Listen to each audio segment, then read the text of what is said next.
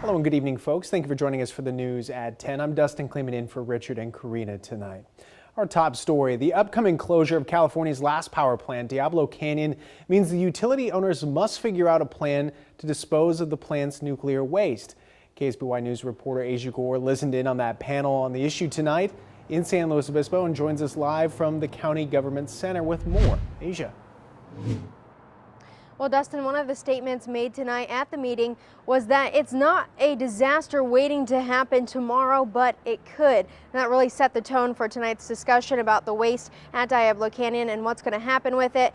Members of the panel, as well as the managers of the utility, want to set a timely and safe way to dispose of that waste. Transferring used fuel from the pools to dry storage begins with a 15-foot-tall stainless steel alloy storage canister. The decommissioning of Diablo Canyon power plant slated for 2024, forcing utility managers to consider how and when to dispose of dangerous nuclear waste currently stored on site. As long as that spent fuel is on that site, either in the pools, in the casks, as long as there's a lot of radioactivity on that site, there's a risk. The waste, stored for decades, presents a serious safety risk, one that cannot be mitigated in days, but rather years.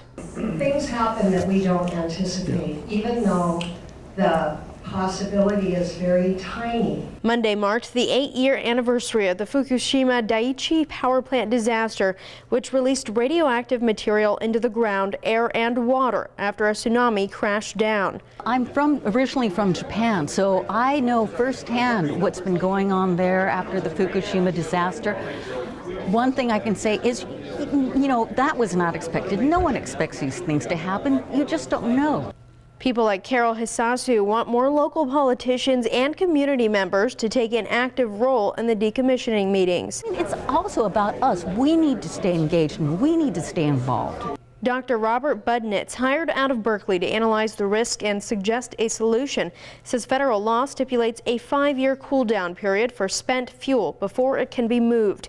If the plant resumes operations up until the deadline to decommission, that means the youngest spent fuel must be stored until 2030.